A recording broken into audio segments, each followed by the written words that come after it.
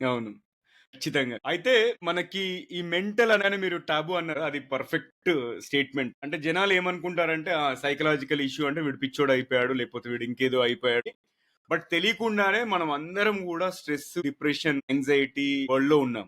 ఉదాహరణకి ఒక చిన్న సోషల్ మీడియా పోస్ట్ ఎళ్లి ఒకతను ఏదన్నా బయట కంట్రీ ఎళ్ళొచ్చాడు. లేకపోతే ఏదన్నా ఈవెంట్ అటెండ్ అయ్యాడు. లేకపోతే ఏదో అవార్డ్ సోషల్ మీడియాలో పోస్ట్ మీరు చూసుకుంటే ప్రతి 10 నిమిషాలకి ఆ వ్యక్తి ఎళ్లి నాకు పోస్ట్‌కి ఎన్ని లైక్స్ వచ్చాయి. ఎందుకు రీజన్ ఏంటంటే యాంగ్జైటీ. అంటే ఎంతమంది నన్ను లైక్ చేస్తున్నారు. సోషల్ వాలిడేషన్ అనేది ఎక్కువైపోయింది. స్పెషల్లీ అందరూ అన్ని విషయాల గురించి ఫ్లాంట్ చేయడము, గొప్పలు చెప్పుకోవడం అనేది కూడా ఈ మెంటల్ హెల్త్ ఛాలెంజెస్ అనేవి వస్తున్నాయి. సో ఫస్ట్ ఆఫ్ ఆల్ నేను ఈ టాపిక్ గురించి మీరు ఒక ప్రస్తావన compounding is the eighth wonder of the world. General గా ఇన్వెస్ట్మెంట్ వరల్డ్ లో అంటే వెల్త్ క్రియేట్ చేయడంలో అనుకుంటూ ఉంటాం.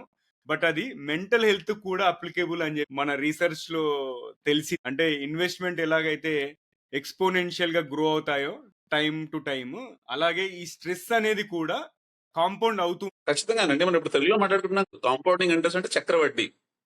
ఉమ్, యా యాక్చువల్‌గా చక్రవడ్డీ అన్నది డబ్బు విషయంలో చాలా మంచి విషయం. కానీ మనం స్ట్రెస్ విషయంలో మనం ఎలాంటి చక్రంలో ఇరుక్కున్నాం అన్నది మనం కూడా ఒకసారి ఆలోచించాలి. చక్రంలో ఇరుక్కు ఆ! చక్రంలో దానికి అంతే అంతే